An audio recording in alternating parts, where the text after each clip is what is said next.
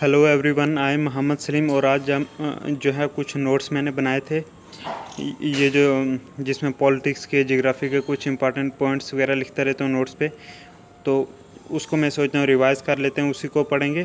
तो छोटे छोटे पॉइंट्स हैं, तो इनको ध्यान से सुनना, पूरी वीडियो देखना, तो काफ़ी बेनिफिशियल रहेगी आपके लिए। तो पहला पॉइंट है कि Britain has no climate, it has only weather because it lies in temperate region which is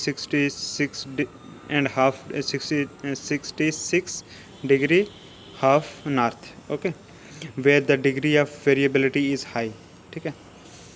एक next point, Egypt has no weather, it has only climate. Next point, warm water can hold more humidity than cold air.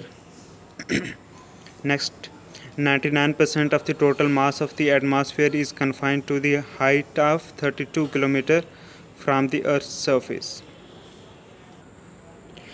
Next point is, secondary waves or S waves of earthquake cannot pass through liquid or gas during earthquake. Okay. Whereas surface waves, which are also called L waves, are the most destructive. The L waves are the low frequency, long wavelength and transverse vibrations. Next point, legal provision for protecting flora, that is plants. There are two provisions. Number one, Indian Forest Act 1972. Here it includes setting a forest on fire or even leaving a fire burning near a forest is a punishable offense. Then there is another act which is Wildlife Protection Act 1972. Let's see the meaning of some words like transhumance. Transhumance means moving up and down the hills in search of pastures according to seasons. This is transhumance. Okay. There is another word, glabrous. It means it is used for either skin or a leaf. Means free from hair or say smooth. Okay. Next point, in Mediterranean region, viticulture is the traditional occupation. Some 85% of the grapes produced are used into wine production. There is another word, appellation. It means removal of entire hair including the part below the skin. Appellation. Next is tonsure. Its two meaning known, used as, one is used as noun and another is verb. ठीक है. Noun, the act of cutting the hair or shaving the head. Okay. Second meaning, to subject to tonsure. ठीक है. It is verb. So it is used both as a noun as well as verb, tonsure. Next word is, the term justice is taken from the Russian Revolution 1917. 1917 का Russian revolution से justice term ली गई है India का constitution में. Then social justice, another point is social justice plus economic justice is equal to distributive justice. Next word is, next point is, the term liberty taken from the French Revolution 1789 to 1799. French Revolution, liberty from that.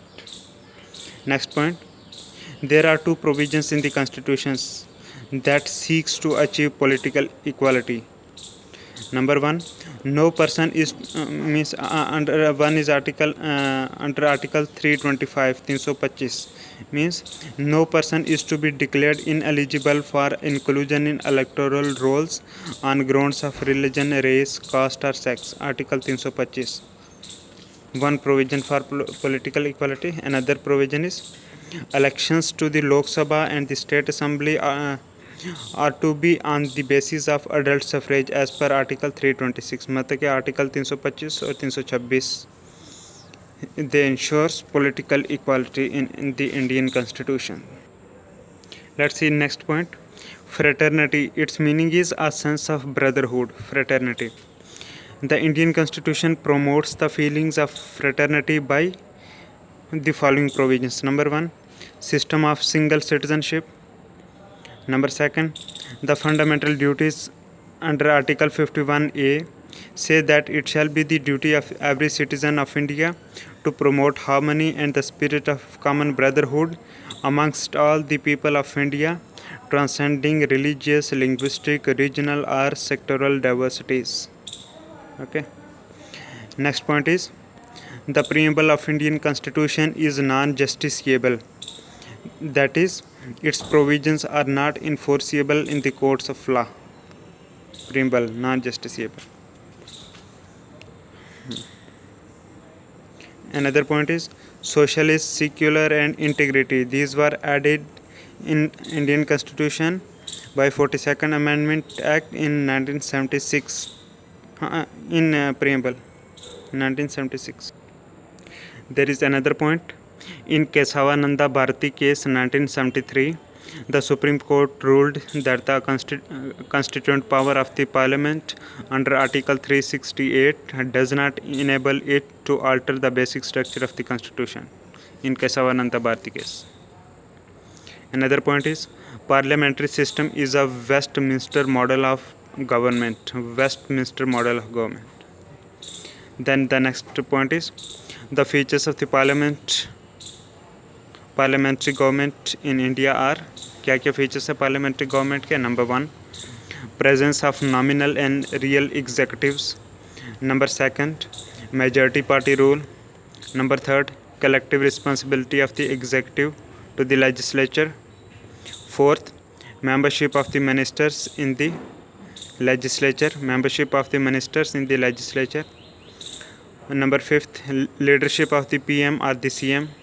Number 6 dissolution of the lower house, that is Lok Sabha Assembly. Next point is national emergency. It is imposed under Article 352. Then state emergency, also called president rule. It is imposed on the ground of failure of constitutional machinery in the states, and it is imposed under Article 356. State emergency also imposed upon the failure to comply with the directives given by the center, means failure of the state government to comply with the directives and directions of the center. Article 365 मतलब कि state emergency जो है दोनों articles के तहत लग सकती है. Article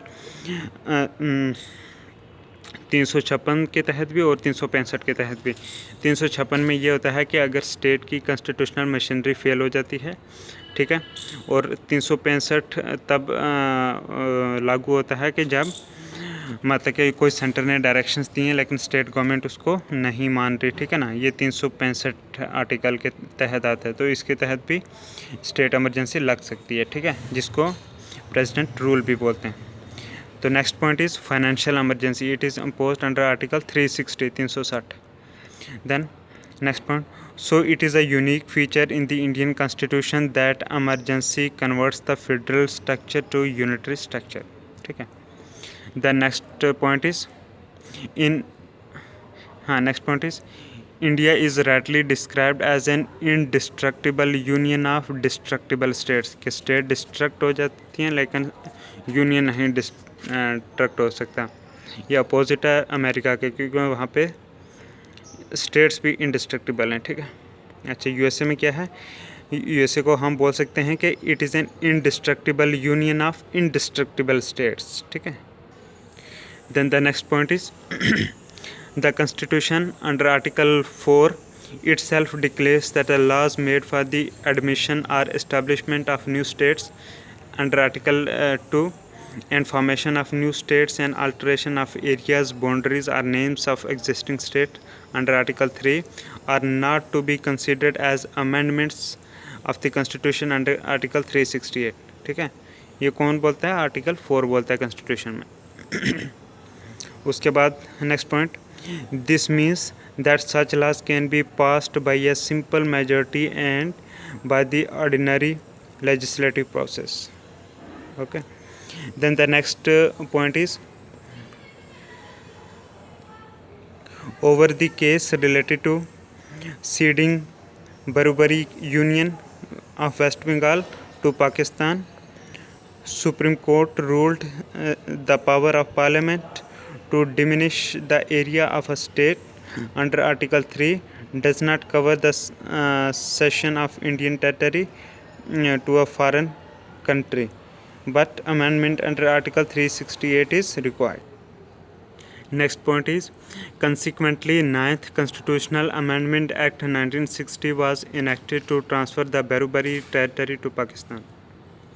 Then, in next point, on the other hand, the Supreme Court in 1969 ruled that settlement of a boundary dispute between India and another country does not require a constitutional amendment. It can be passed by executive action as it does not involve cession of Indian territory to a foreign country. Next point about citizenship provisions in Indian constitutions covered in part 2nd from Article 5 to 11. Let's see. Article 5 says persons domiciled in India. It talks about persons domiciled in India. Article 5. Article 6 talks about persons migrated from Pakistan. Article 6. Article 7 related to persons migrated to Pakistan but later returned. Article 7. Article 8 related to persons of Indian origin residing outside India. Article 8. Article 9 talks about no person shall be a citizen of India or deemed to be a citizen of India if he has voluntarily acquired the citizenship of any foreign state. Article 9. Then Article 10 says every person who is or deemed to be a citizen of India shall continue to be such a citizen subject to the provisions of any law made by the Parliament. Article 11 related to or talks about that Parliament shall have the power to make any provisions with respect to the acquisition and termination of citizenship and all other matters related to citizenship. Article 11. Next point is related to part 3rd fundamental rights from Article 12 to Article 35. Article 12 defines the definition of word state के state किसको बोलते हैं article 12 के. अच्छा, अभी इस वक्त 6 fundamental rights हैं. ओरिजिनली देखो तो उस वक्त 7 फंडामेंटल राइट्स थे, लेकिन आर्टिकल 31 जो कि वो प्रॉपर्टी वगैरह का था तो वो 1978 में डिलीट कर दिए गए. ठीक है. Let's see article 13. Article 13 it declares that all the laws that are inconsistent with or in derogation of any of the fundamental rights shall be void. ठीक है. In other words, it expressly provides for the doctrine of judicial review. This power has been conferred on the Supreme Court under Article 32 and High Court under Article 226 that can declare a law unconstitutional or invalid on the ground of contravention of any of the fundamental rights. Next point is the term law in Article 13 includes the following. Number one, permanent laws enacted by the Parliament or the state legislature. Number second, temporary laws like ordinance issued by the President or the state governors. Third point, statutory instruments in the nature of delegated legislation or executive legislation like order, bylaw, rule, regulation or notification, etc. And last point, including law is which covers law is non-legislative sources of law, that is custom or usage having the source of law. ठीक है ना, having the use custom or usage having the source of law. ठीक है ना. तो ये जो है लॉ में ये चीज़ें आती हैं. Next point is Article 14. It says equality before law and the equal protection of the laws. ठीक है. इसमें जो equality before law है, ठीक है ना, ये जो फ्रेज़ है इक्वालिटी बिफोर लॉ, ये ब्रिटिश ओरिजिन से आया, और जो इक्वल प्रोटेक्शन ऑफ लॉ है ये अमेरिकन कॉन्स्टिट्यूशन से ये फ्रेज़ लिया गया। ठीक है। नेक्स्ट पॉइंट, एक वर्ड देख लेते हैं, उसका मीनिंग देखते हैं क्या है। ये है पैरोक्यालिज्म। पैरोक्यालिज्म होता है the quality of showing interest only in a narrow range of matters specially those that directly affect your self, your tone और योर कंट्री। और से हम ये भी कह सकते हैं पैरोक्यालिज्म क्या है कि it is a state of mind whereby one focuses on small sections of an issue rather than considering its wider context.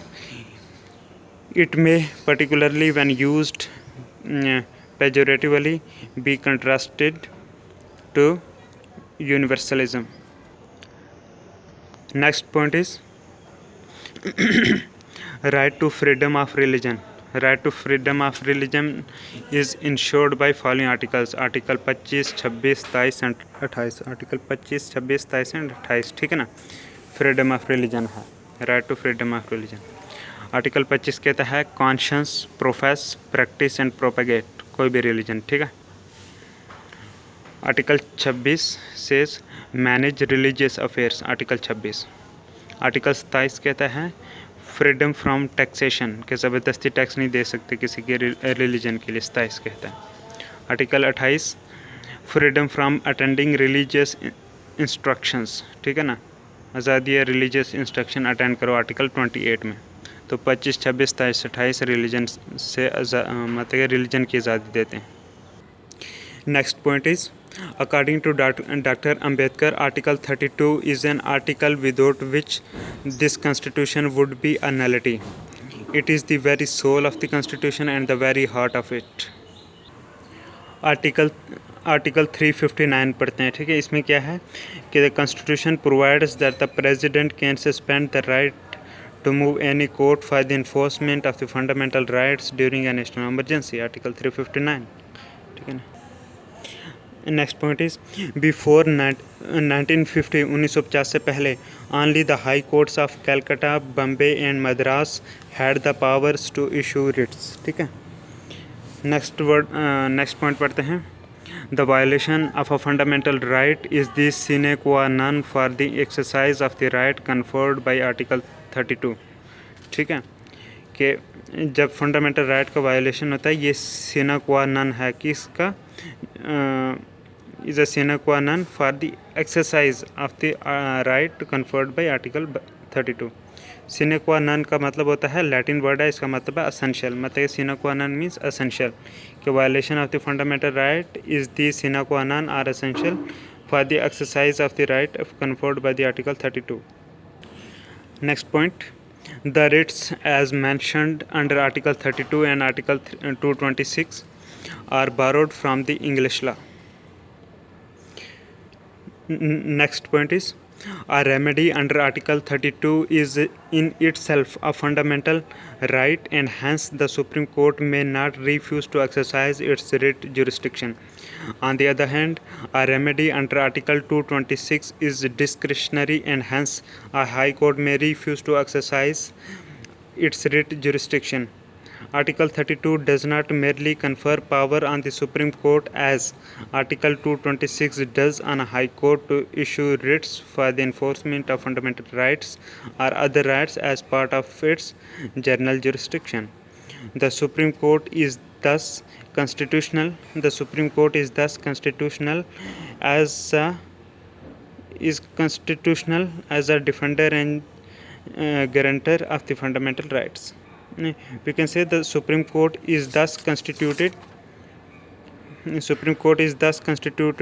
as a defender and guarantor of the fundamental rights.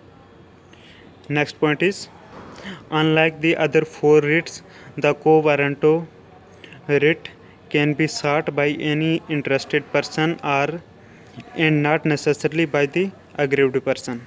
Quo warranto. Next point is about DPSP, Directive Principles of State Policy, taken from Irish Constitution, that is of Ireland. Okay. Next point, according to Dr. B.R. Ambedkar, DPSP means Directive Principles of State Policy are the novel features of the Indian Constitution.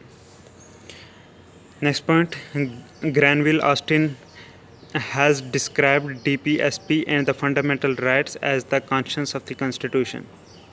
Then, DPSP resemble the DPSPs resemble the instrument of instructions enumerated in the government of India act 1935 कि 1935 का जो government of India act था उसमें एक provision था instrument of instructions, तो वैसे ही हैं आज के कॉन्स्टिट्यूशन में जो DPSP हैं, ठीक है ना, उसी से resemble. Next point is, unlike some of the fundamental rights, the fundamental duties are confined to citizens only and do not extend to foreigners. Fundamental duties under Article 51A, and these fundamental duties are non-justiciable. Next point is committees related to fundamental duties. Fundamental duties, ठीक है ना, number 1 स्वर्ण Singh committee, number 2 Verma committee, ठीक है, पहले ये पढ़ते हैं हम स्वर्ण Singh committee. This committee suggested the incorporation of 8 fundamental duties in the Constitution. The 42nd Constitutional Amendment Act 1976 included 10 fundamental duties, ठीक है। Now 11th fundamental duty was also added, okay.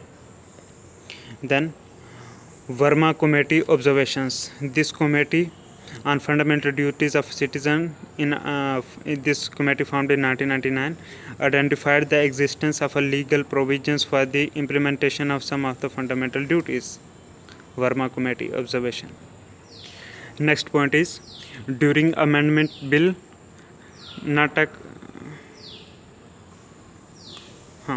during a amendment bill, not a complete or bill, during an amendment bill, each house of the parliament must pass the bill separately. In case of a disagreement between the two houses, there is no provision for holding a joint sitting of the two houses for the purpose of deliberation and passage of the bill.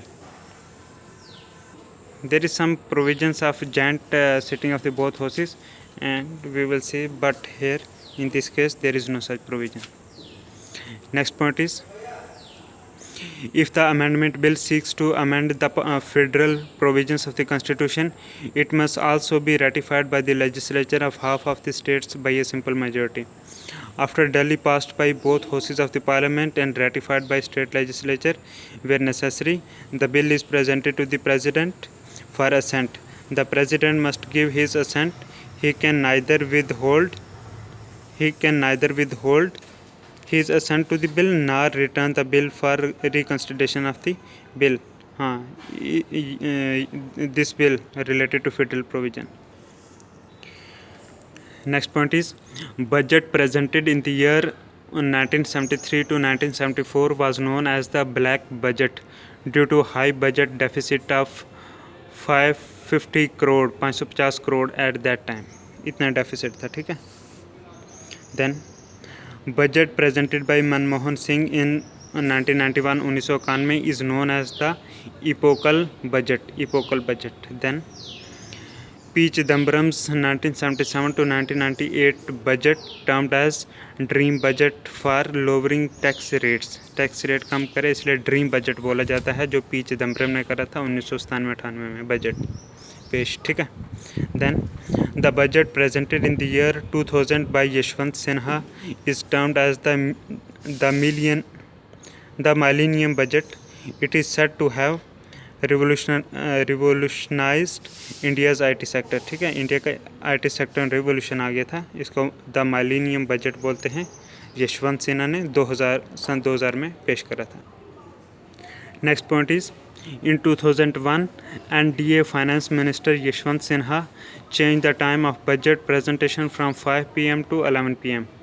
because for the comfortable for England to see it as India 5 p.m. is equal to England 11 p.m. Okay. Then from 2017 the budget has been presented on Feb 1st following changes introduced by the then Finance Minister Arun Jaitley. Also the rail budget was merged with the union budget. Okay. Then the next point is budget was introduced for the first time in India on April 7 1860 7 अप्रैल 1860 में budget पहली बार India में पेश करा by the East India Company to the British Crown. At that time the finance minister was James Wilson था उस time जब पहली बार budget पेश करा था 1860 में। अच्छा, next point, the first budget for the union of India was presented on November 26, 1947 by the first finance minister R K शनुकम